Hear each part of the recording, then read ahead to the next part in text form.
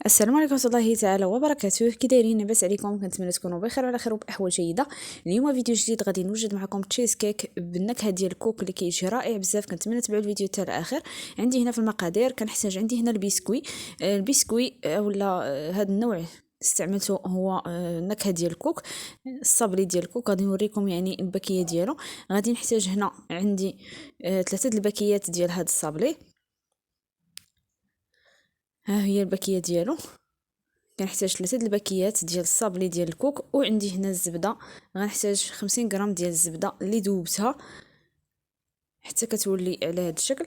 ودابا غادي ندوز باش غادي نطحن هذا البسكوي في الطحانه اولا في الهاشوار حتى كيطحن مزيان وكيولي على هذا الشكل اللي كتشوفوا معايا.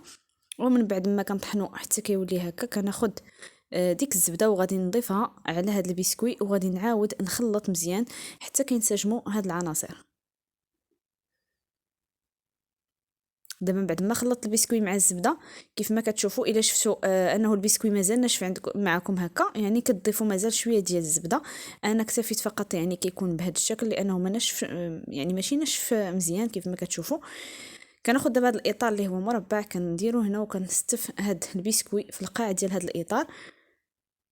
كنحاول انني نضغط على هذا البسكوي مزيان حتى كنقادو هكا في التحت. نتوما يمكن لكم ديروا اي اطار متوفر، اي شكل يعني بغيتو ديال الاطار كديروه. انا فضلت انني ندير هذا الاطار المربع. صافي كنقاد هذا البسكوي بهذا الشكل، وغادي نضيف مازال الكميه اللي تبقات عندي هنا.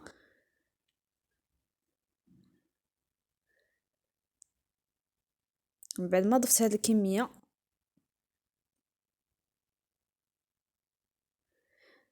كناخذ سباتول او اي حاجه كنحاولوا اننا نضغطوا على هذا البسكوي. ضروري ما كنضغطوا عليه، راه واخا كتشوفوا هذا البسكوي هكا كيجي مفرتت يعني راه غادي يشد معكم يعني ملي كتدخلوه الثلاجه، لانه الزبده غادي تعاون هذا البسكوي باش يقصح.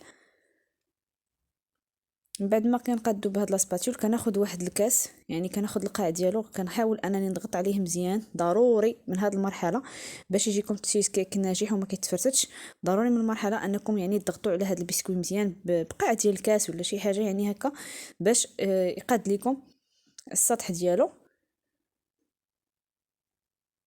ها هو كيف ما كتشوفوا، هذا هو الكاس اللي غادي نضغط عليه.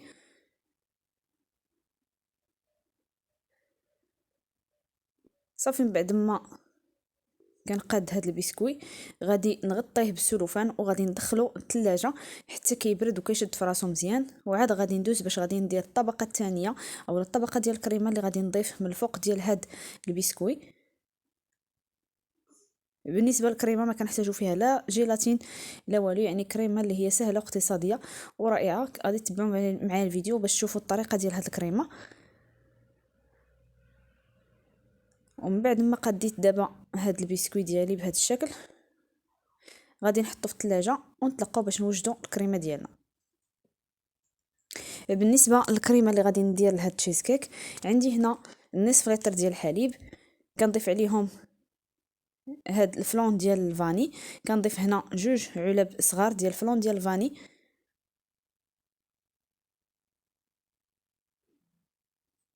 وغادي نزيد عليهم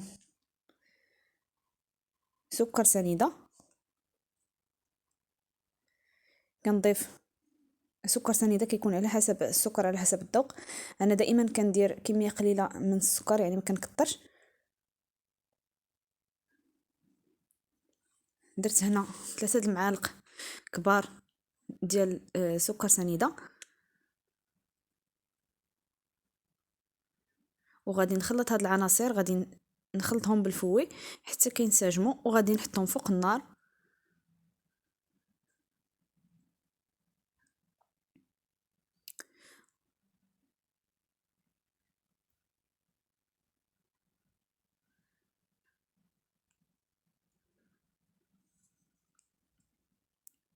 وقبل ما غادي نحطهم فوق النار كنضيف كاس ما عمرش اولا كاس ديال العنبه ما عمرش ديال الكوك، لانه كيف ما قلنا في الاول هاد تشيز كيك هو ديال الكوك، يعني لذلك كنضيفوا هاد الكميه ديال الكوك في الكريمه.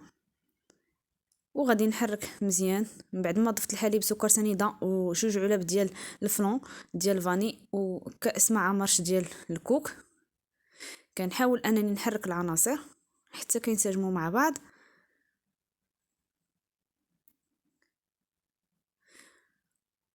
وغادي نزيد عليهم الشوكولاته البيضاء، تقريبا كندير هنا 10 القطع ديال الشوكولاته البيضاء. وغادي ندير هاد الخليط فوق النار كيف ما كتشوفوا. من بعد ما غلى معايا هاد الخليط كيولي على هاد الشكل، كناخذ عندي هنا نصف كاس عنبه ديال البسكويت اللي ديجا طحنته، البسكويت اللي درنا في القاع ديال داك الاطار بالنكهه ديال الكوك. وعندي هنا جوج ديال علب ديال الجبن الطري، كندير هنا جوج ديال العلب كنضيفهم على هاد الكريمه وغادي نخلط مزيان.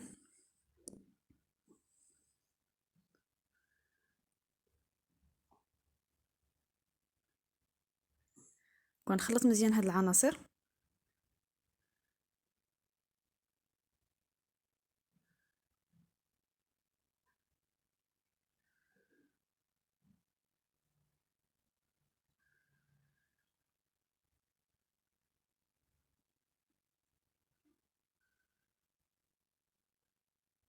صافي كنحاول نخلطهم هكا بالخلاط اليدوي. ومن بعد ضروري ما خصنا اننا نطحنوهم مزيان في الخلاط الكهربائي، غادي نطحنو مزيان هاد الخليط ونتلاقاو باش نخويو الخليط ديالنا من الفوق ديال هاد البسكويت.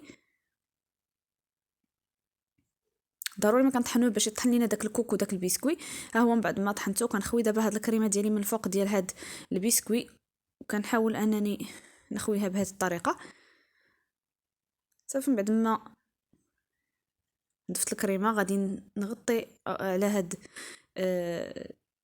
الاطار اللي درت فيه هاد التشيز كيك، غادي نغطي عليه ببلاستيك غذائي وغادي نخليه جانبا حتى كيبرد وغادي كيدفى شويه. عاد كندخلو الثلاجه ليله كامله. من الافضل تخليوه ليله كامله باش هكا يشد فراسو مزيان، اولا هاد الكريمه تشد فراسها مزيان، ونقدموه الغد ليه بالصحه والراحه. وغادي تشوفوا معايا التزيين ديال هاد التشيز كيك.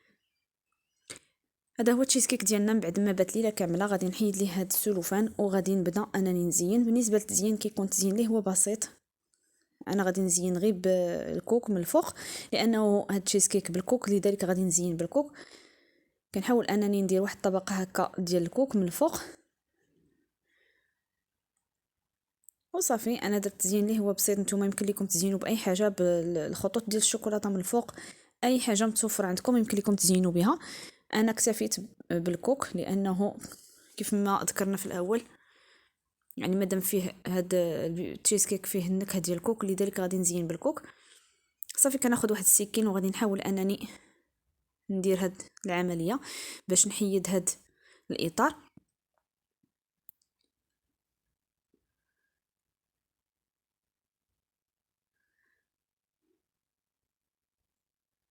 هذا هو الشكل ديال التشيز كيك من بعد ما حيت ليه الاطار، كيجي شكله هو رائع وكيجي لذيذ. صدقوني يعني المذاق ديالو كيجي لذيذ بزاف. كنتمنى تجربوه هذه الطريقه وتنال الاعجاب ديالكم.